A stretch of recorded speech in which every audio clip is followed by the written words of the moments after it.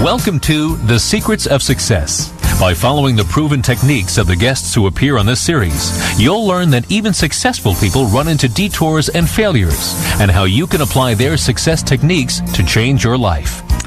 You're now listening to the most unique show on radio, the show dedicated to making you a success. If you're surrounded by idiots, Tony Dufresne will tell you what to do about it. Tony, thanks for being with us today. Oh, Bill, it's an absolute pleasure. Thank you very much for having me on. Now, Tony, that's the title of your book, right? Surrounded by Idiots? It is indeed, Surrounded by Idiots. Now, what is it about you? I was thinking before the show, I mean, are you like walking on the beach covered with honey so all the bugs come at you and the bees land on you? How come all the idiots are attracted to you? There must be something unique about this. Right. Aren't they attracted to everybody? That's the problem. That's what I've found, you know, the fact that if I talk to anybody, including myself, and sometimes we get so frustrated in our situation, it's like, God, am I just surrounded by a bunch of idiots? And it obviously comes from a perspective of just being really frustrated, either by, you know, the people that are around you, or more importantly, it's really more about you and your current situation and the fact that people are just kind of edging you on a little bit. And then it's all about understanding that if you do feel that way, there's a good chance that it might be something that you should deal with personally on your own.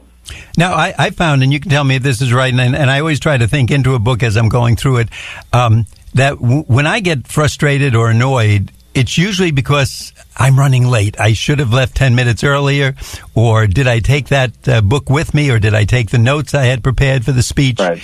And in other words, it's something I did, but now it's manifesting himself because none of the cars on the road are going fast enough for me. Right, exactly. Because it's a you thing, right? Right, exactly. It's you, and then also, and there's a great psychological term for that, and it's called projection. Okay. You got to put that energy somewhere, right? I always love to learn new big words. Projection. Right. Okay.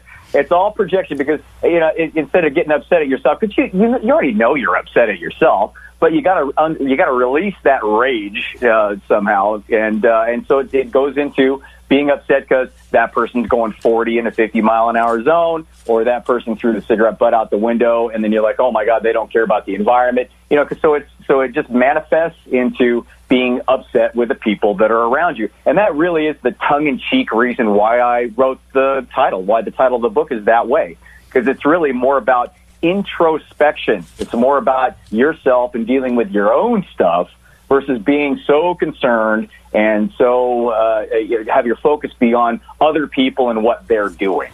And that in itself, as we're going to see and going through your book, that's going to tell us a lot as we go through things. Tony, you say you have kind of a life theory. I think it's around page 14 in your book. And you break it up, and you're the first one, we've been on almost 30 years, that you give us a life theory in 3.5 steps. Not 3, not 4, not the usual 7 or 13, but 3.5. So right. Go ahead, lay it on us. Well, and again, I confess, and I was gonna put the 3.5 in there and think, I'm going to be really cute about this and make something different. People see 3.5. What's that mean?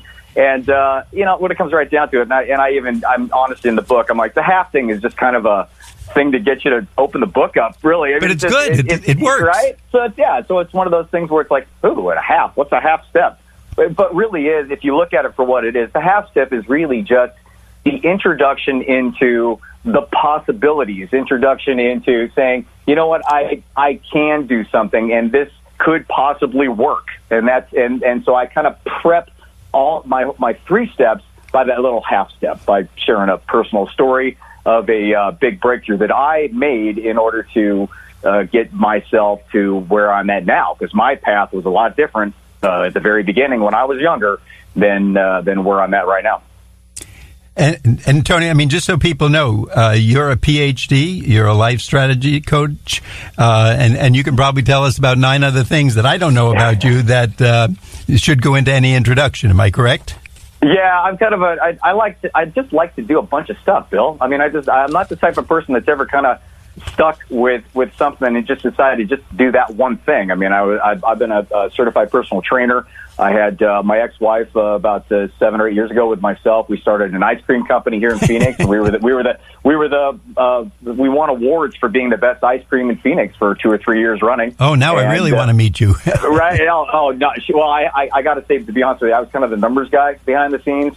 she was the brilliant pastry chef who kind of made it happen. And but it was a blast. I had such a great time. So I've had 5 or 6 little different businesses and stuff. I started out in finance. I started out in real estate too, and I still do the real estate thing too because I like the business side of stuff, and I can apply everything that I've learned in my psychology because I got my master's in psychology, and I just did some therapy work, and then I decided I like the meaning part about things better in terms of the life meaning stuff, the philosophy of things. And that's why instead of just going on to get my PhD and be a psychologist or a therapist, I wanted to do something a little bit different. What a surprise, right? And then got into the philosophy thing, and we did a lot of quantum mechanics stuff, a lot of logo therapy stuff, the Viktor Frankl, and I just love all parts of that. So I just use it in every aspect of my life, and I'm having a great time. I like our audience to know about those things because you're not just someone who wrote a book, as if that wouldn't be enough, but you've been there, you've done that, you've done some of the jobs they have done. You've also been on top of the pile with your doctorate and with your coaching, meaning working with other people and seeing their problems and helping them. Now, let me get back to the 3.5 steps. We got the half part out of the way. What are the 3 steps? Well, the first one's really about, I stated as you got to know it. And the first part is, the fact is that most people, you play the game. It's like basketball, and I have a little story in there about me and basketball. You think you know all the rules. I mean, it's basketball, right? You go out there and you shoot in the hoop, and you run around, and then, whoever wins. But there's a lot of subtleties. There are a lot of rules you may not know about that. And so the first part of my book is you've got to know it. You have to know the rules of the game.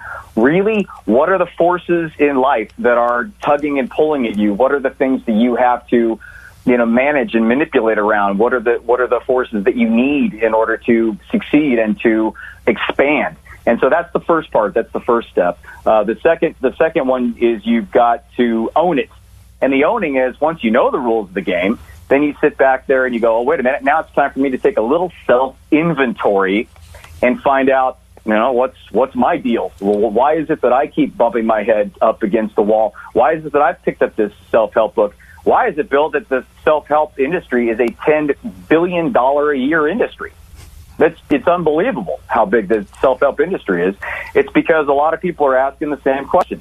And if you sit there and you have the ability to, and you have a way to take a really good, accurate self-inventory, match that up against what I like to call the best-case scenario, which is knowing, the rules of the game, and then finding a way to kind of mesh those two things together, and then go right to step number 3, which is the absolute most important step, and the step where most people don't get through. They get to the door, and they don't go through the door, and that is action. Because there's been so many circumstances that I've come across just personally where you go into a self-help book or you take an audio class or master class or something, and they'll take you right up to the doorstep in terms of like saying, and then they'll say, okay, well, now go do something with this. And you're like, well, I don't know how. It's great, and I have all this knowledge, and I have a lot of motivation, and I've got a lot of energy because you pump me up, but I don't know where to go with it.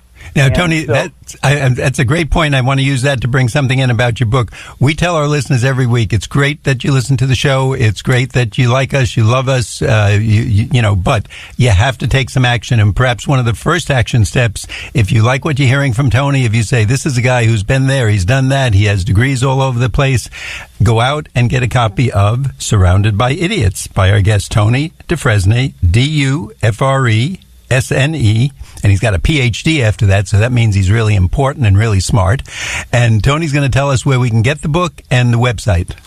You can get it on Amazon. It is there for the taking, and you can also go to my website, which is javabud.com, JAVABUD.com. It's like Java like coffee and Bud like buddy, Java Bud. Because that's basically my approach. My approach is It's like meeting a really good friend in a coffee shop and talking about life. You're talking about all the things I like: the ice cream, the coffee, the friends. Right? This is going to be a good relationship.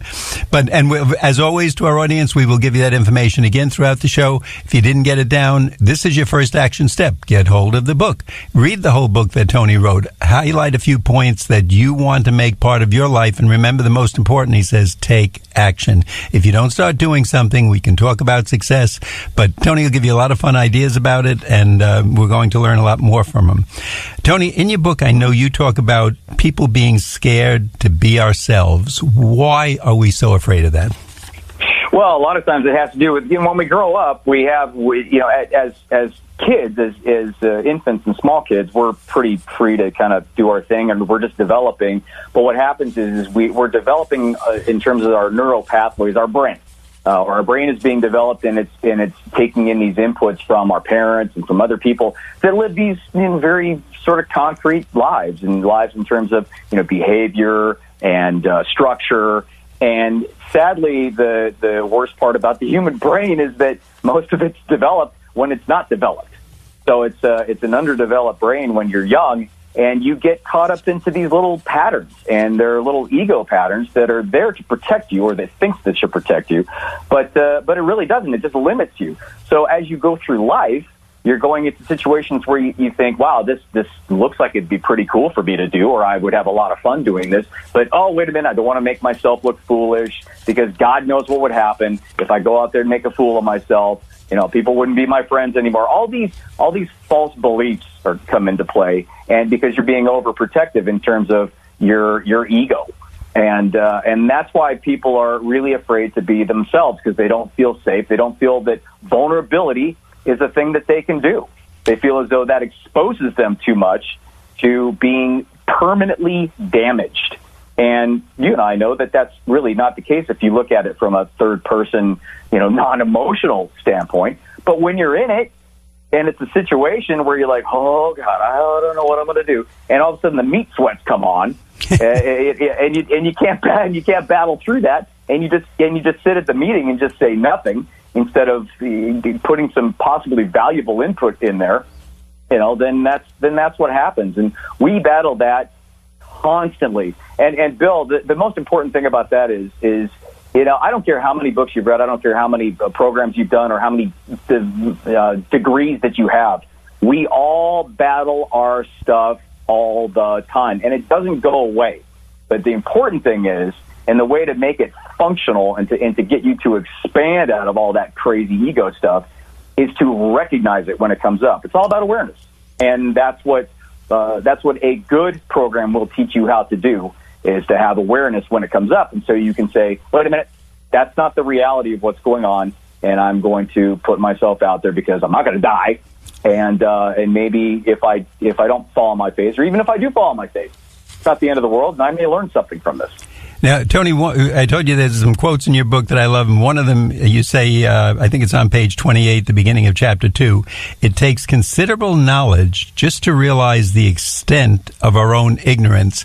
Now, I think at first, if we were to admit that and say, oh, I'm 49% ignorant or something like that, we would say, I'm not going to tell people that. They won't like me. They'll think I'm an idiot or a fool or something. Yeah. But that quote really resonates, because once you kind of know that opens a lot of doors of where we should be going with this information. Am I correct? Oh, God, yeah, it does. The funny thing is that as anybody, if you've ever done like a little pet project, or you've done something where you've kind of gotten into because you like it, and you get into it and you're like, holy smokes, this is like an onion. There's like endless layers to this thing. And it's one of those things where, and I'm sure you've heard it before, the more you know, the more you don't know. Exactly, yes.